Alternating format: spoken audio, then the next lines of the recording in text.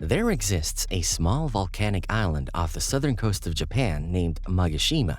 Nobody resides there, but in January 2023, construction workers were seen arriving on the island. Their mission was to construct runways and storage facilities for ammunition. The Japanese government paid local fishermen to keep away from the island because it is being transformed into a military base. While Japan is overseeing the construction, the main purpose of this military base relates to the United States. In the past, American fighter jets and aircraft carriers had to conduct drills in the vicinity of this island. Now they can be stationed there, bringing them much closer to this ocean and a specific country.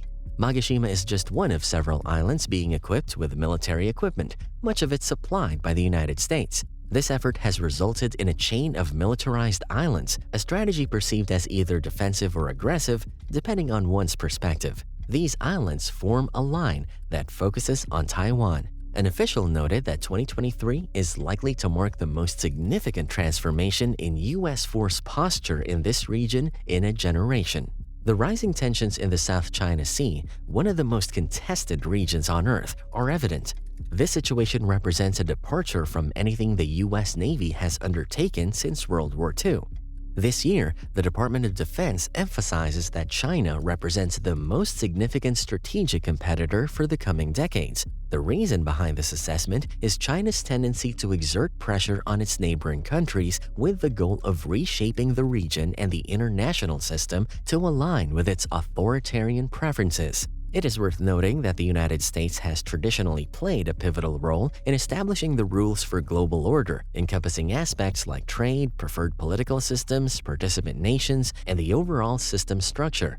China's desire to challenge and potentially replace this system with its values and rules is a source of concern for the U.S. military. What particularly worries the U.S. military is China's rapid modernization and expansion of its armed forces. China's military growth is happening at an astonishing pace, equivalent to deploying an entirely new British Navy every 4 years.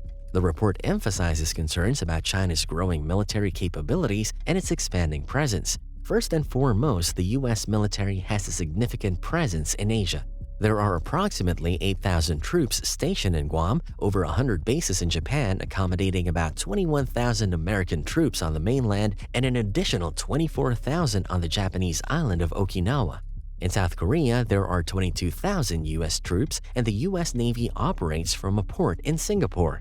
This setup, maintained for decades, has ensured security for U.S. allies and protected American interests, although the Pentagon was previously occupied with conflicts in the Middle East.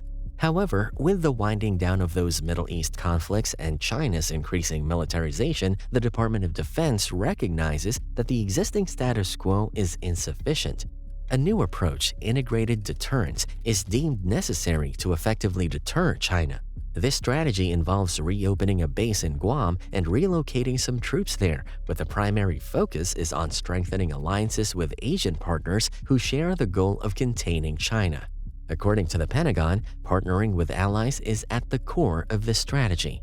Japan, a close U.S. ally, is deeply apprehensive about China's growing power, particularly its expansive navy and ambitions concerning Taiwan.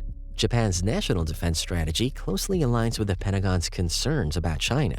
The strategic plan involves a chain of militarized islands, starting with Magashima, a new military base and airstrip used by both Japanese and U.S. militaries. Moving south, Amami Island has been equipped with long-range and anti-ship missiles purchased from the United States, potentially within range of the Taiwan Strait. Okinawa, with a substantial U.S. military presence, is reinforced with additional long-range missiles and electronic warfare units. Further islands in the chain, including Ishigaki and Yonaguni, are also fortified with electronic warfare units and additional troops.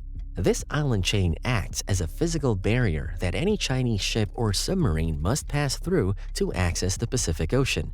It provides Japan and the United States with the ability to monitor China's communications and troop movements, enabling a swift response if necessary. Moreover, it allows the pre-positioning of troops and supplies throughout the region, offering a significant logistical advantage. This increased military presence serves as a powerful deterrent, sending a clear signal to China and altering the strategic calculus in the region. However, all of these strategic moves come with a substantial price tag. Japan, a formerly pacifist nation with a limited military, plans to double its defense spending. They are investing significantly in the purchase of weapons, with 97% of these weapons coming from the United States. The island chain strategy extends further, encompassing the Philippines, a nation situated close to Taiwan and the South China Sea. The United States recognizes the need to enhance its presence in the region, but it's more complex compared to Japan. The Philippines has a sensitive history with the United States, having been a U.S. colony for many decades. Even after gaining independence, the U.S. maintained a military presence in the Philippines until the 1990s. However, due to growing Chinese aggression, the Philippines faces a significant threat. China claims a vast maritime boundary, including waters recognized by the rest of the world as Filipino territorial waters. Given the vast power disparity between the Philippines and China, the Philippines faces a challenging choice between giving up their sovereignty and fishing rights to China or partnering with their former colonizer, the United States, which also aims to counter China. In response to Chinese aggression, the Philippines allowed the United States back into their territory in 2014 for the first time in 22 years. While the U.S. presence technically occurs in bases owned by the Philippines, the U.S. can station troops, build barracks, military installations, and pre-position supplies. This essentially functions as U.S. bases within Philippine territory. In late 2022, they expanded their agreement, granting the U.S. military access to 4 additional bases, bringing the total number of U.S. accessible bases in the Philippines to 9. These bases are strategically located in the north of the country, near Taiwan, contributing to the island chain strategy, allowing the U.S. to have a military presence in close proximity to Taiwan. This island chain strategy continues around the South China Sea due to the U.S. presence in Singapore, forming a united front. However, the strategy doesn't stop here, as there is another significant aspect related to Australia, a country that is also concerned about China's increasing influence in the region.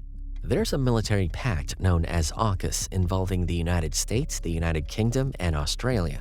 This pact aims to establish a joint submarine force to patrol the Pacific. One of the most significant aspects of this pact is the United States' decision to provide Australia with nuclear submarine technology, its most advanced and powerful weapon, free of charge. The US and UK will station submarines in Perth, Australia, with Australian sailors working alongside their US and UK counterparts during submarine deployments. This collaboration involves joint learning, operations, and sharing of classified intelligence. The results will be a substantially larger number of nuclear-powered submarines patrolling the waters, capable of extended underwater missions. These submarines can conduct lengthy patrols in areas such as Taiwan and the South China Sea and help secure key choke points in the region, strengthening the defense line against China.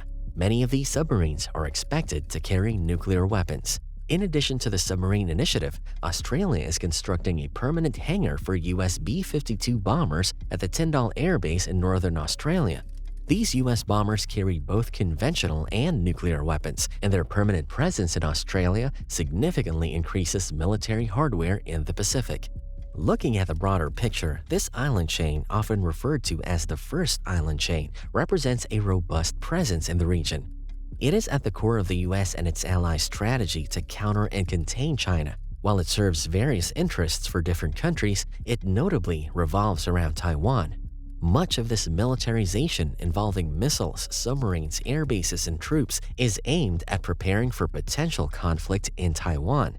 For China, this island chain represents an attempt to encircle and monitor its activities, as a superpower from the other side of the world floods the region with military hardware to counter its influence, contributing to rising tensions between the two nations.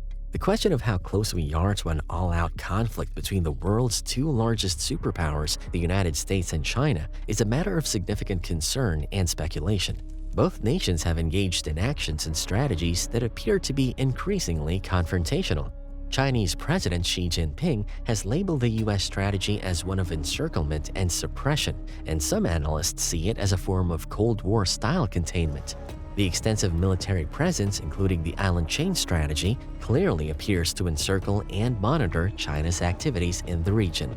The Chinese foreign minister has stated that it might be impossible for China not to retaliate against these moves. This raises the risk that if the US and its allies do not manage this situation carefully, it could send a signal to China that the time is right to invade Taiwan before these plans can be fully implemented.